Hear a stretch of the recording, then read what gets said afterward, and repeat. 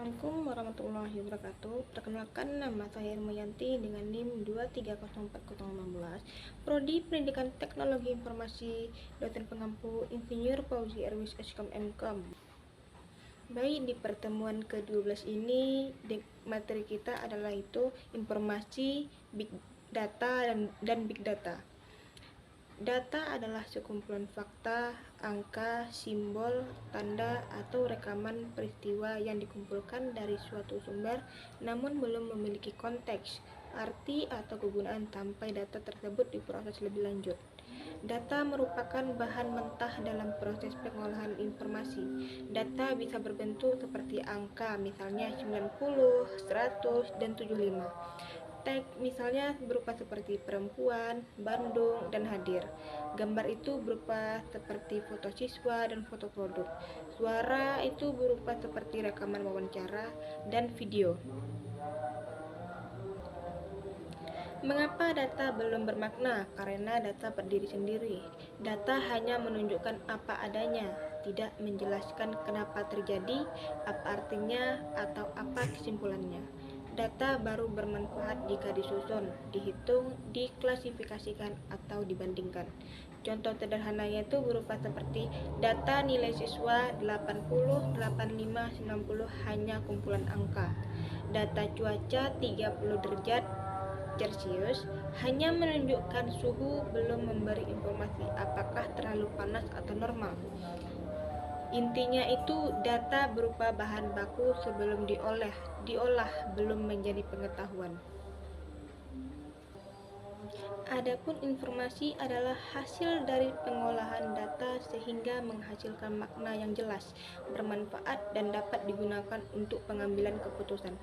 Informasi memiliki nilai karena 1. Memberikan makna pada data mentah, 2. Menjawab pertanyaan seperti siapa, apa, kapan, di mana, mengapa, dan bagaimana, 3. Menjadi dasar tindakan atau keputusan, 4. Mengurangi ketidakpastian dalam sebuah situasi. Informasi bisa muncul dalam bentuk laporan, grafik, statistik, teks penjelasan, tabel, dan diagram. Mengapa informasi penting? Karena manusia, perusahaan, sekolah, pemerintah, dan organisasi tidak dapat membuat keputusan berdasarkan data mentah. Mereka membutuhkan data yang sudah diolah. Contohnya data nilai 70, 90, 60, dan 80. Diolah rata-rata nilai menjadi 75. Informasi rata-rata nilai siswa sudah memenuhi standar kelulusan. Informasi itu berupa data yang sudah diproses menjadi pengetahuan dan keputusan. Adapun perbedaan data dan informasi yaitu fakta mentah. Informasinya itu fakta yang sudah diolah. Data tidak bermakna, informasi bermakna dan jelas. Data tidak bisa dipakai langsung, informasi bisa digunakan untuk keputusan. Data tidak terstruktur, informasi sudah terorganisasi. Data contoh 30, 20, 50. Nah, contoh informasinya itu jumlah siswa adalah 100 orang. Data hanya menunjukkan keberadaan sesuatu, sedangkan informasi memberi interpretasi atau makna. Informasi biasanya merupakan hasil dari analisis, perhitungan, penyaringan, atau penggabungan data. Informasi membantu seseorang memahami situasi, sedangkan data belum tentu.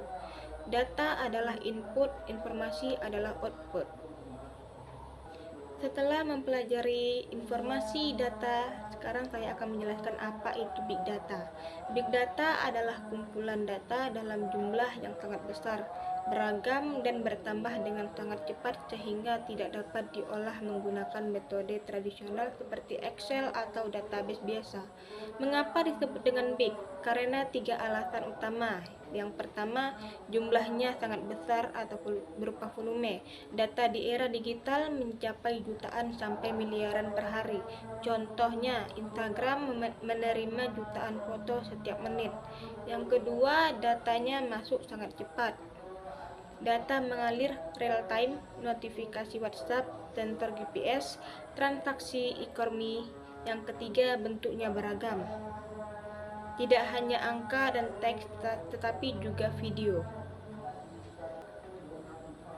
Big data bukan hanya data besar, tapi juga data yang datang dari berbagai sumber.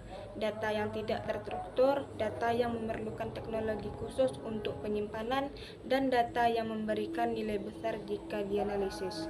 Big data berupa data yang besar, cepat dan beragam, dan memerlukan teknologi canggih. Adapun karakteristik big data yaitu satu, volume. Big data mencakup data dalam ukuran terabyte, petabyte, dan exabyte. Contohnya berupa Facebook, penyimpanan data dari lebih dari 3 miliar pengguna. Yang kedua, velocity, data masuk setiap detik bahkan mikrodetik. Contohnya Google memproses 100.000 pencarian per detik. Yang ketiga, variety, bentuk data bisa seperti gambar, video, suara, dokumen, aktivitas, dan data sensor. Yang keempat, veracity atau keakuratan dan kebenaran data.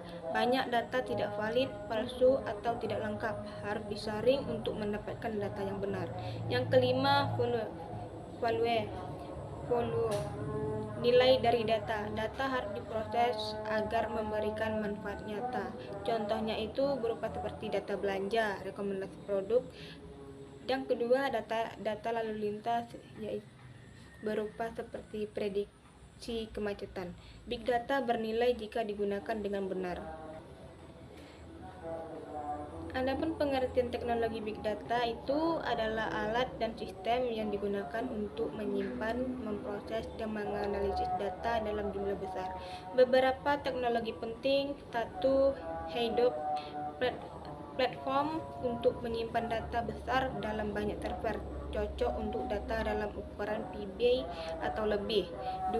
Spark, proses data dengan kecepatan sangat tinggi. 3. NoSQL database, digunakan untuk data tidak terstruktur, contohnya MongoDB dan Cassandra.